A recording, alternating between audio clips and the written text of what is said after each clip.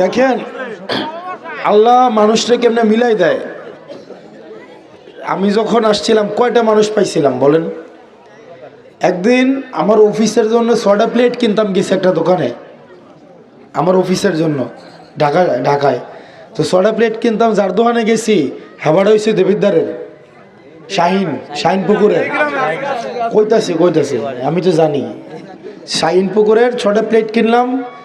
যে উনি আমার অনেক দামি দামি প্লেট দেখাইতেছে। আমি আরে খাইতে পারলেই তো হয়েছে, একটা প্লেটের দাম 500 টাকা 600 টাকা। আমি খাইতে পারলে হয়েছে এরকম প্লেট দেখান।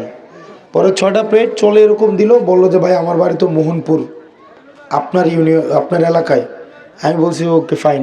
বলছে আমি আপনার জন্য কাজ করতে চাই। আমি কি কোথাও গিয়ে লুক খুঁজে বের করছি? না, আল্লাহ আমার জন্য মিলাই দিছে। প্লেট কিনতে গেছি, প্লেট কিনতে গিয়ে কর্মী পেয়ে গেছে এবং উনি প্রোগ্রাম অ্যারেঞ্জ করে ফেলছে আলহামদুলিল্লাহ। উনি সহ অন্য যারা আছে প্রোগ্রাম অ্যারেঞ্জ হয়েছে না বলেন?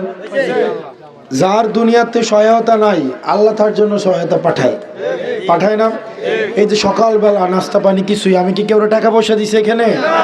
আপনারা আসছেন না? আপনারা আপনাদের হারানো অধিকার যদি আবার পুনরুদ্ধার করতে চান তাহলে এই 12 তারিখ আপনারা আপনাদের ভোটাধিকার প্রয়োগ করেন। আপনারা করবেন তো ইনশাল্লাহ? করবেন তো ইনশাল্লাহ? আপনারা 12 তারিখ মা বোন আপনারা এখানে যারা আছেন প্রত্যেকেই 12 তারিখ সকালবেলা, এখন ঘড়িতে বাজে কয়টা?